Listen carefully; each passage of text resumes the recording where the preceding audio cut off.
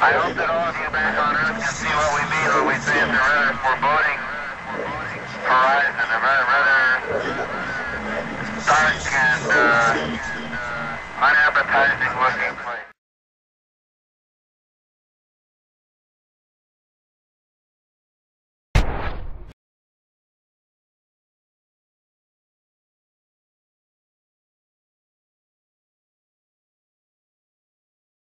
Hey guys, this is Will with Planet Under Attack. Today is November 4th, 2011.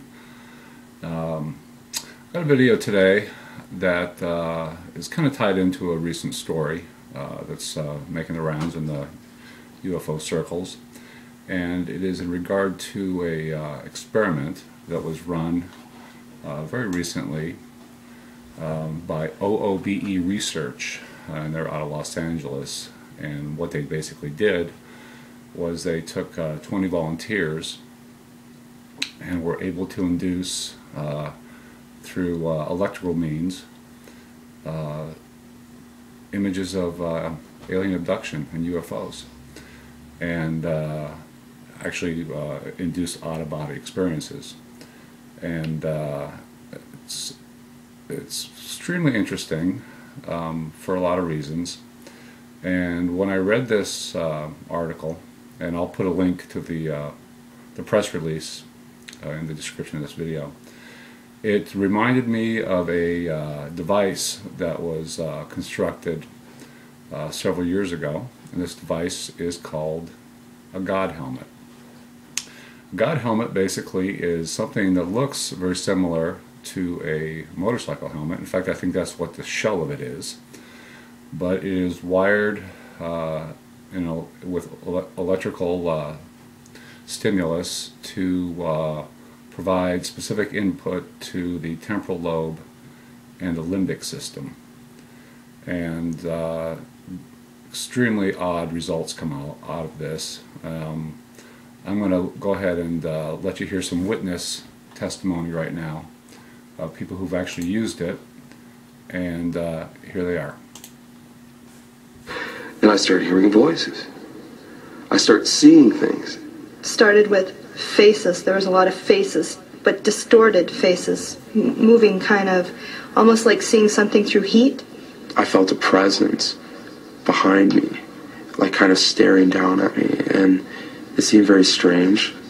This presence was it wasn't frightening at all. It was very comforting, actually. It was like dreaming, but I was awake. Just like when you have a dream, sometimes you wake up and your dreams are just so, it was so real. I saw... So, you heard that young lady say that she was dreaming, but she was awake. And a lot of UFO abductees, they claim to have the same type of experience during their abduction.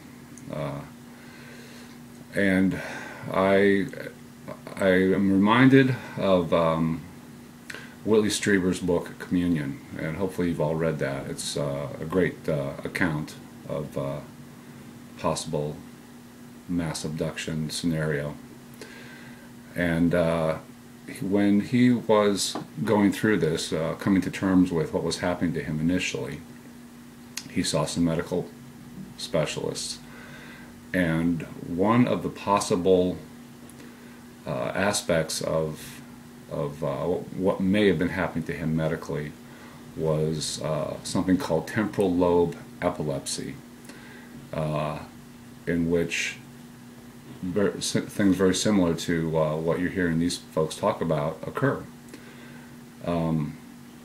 However, there's another layer to this story, and that is the fact that possibly within the complexities of the ET intelligence topic, that religion might be involved, angelic beings might be involved, and in fact I've heard in several different places from people within the disclosure group who did testify at the National Press Club that one of the things that the government is afraid to reveal in regard to this topic is that there is in fact a spiritual realm, This would indicate that ghosts are real, angels are real, demons are real. They exist and they're out there, possibly in another dimension, possibly in this dimension, far, far away. So what I'm wondering is, does this God helmet, does this this device, this technique, somehow allow us to tune into that? You know, at one point in time, these beings certainly weren't always as evolved as they are. There was one day when they didn't have this ability, and then the next day they did. They were able to evolve and develop this. Is this happening for us right now? It might be, but it's an interesting topic, and I'd like to hear some feedback on this.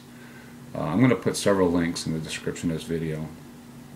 I'm going to give you a couple YouTube videos to watch. I'm going to give you the press release. Wikipedia has a pretty good page on it as well, and there's even a link where you can make your own God helmet if you're willing to do that. So anyway, it's Friday, and looking forward to the weekend, and you guys be safe, and we'll talk to you soon.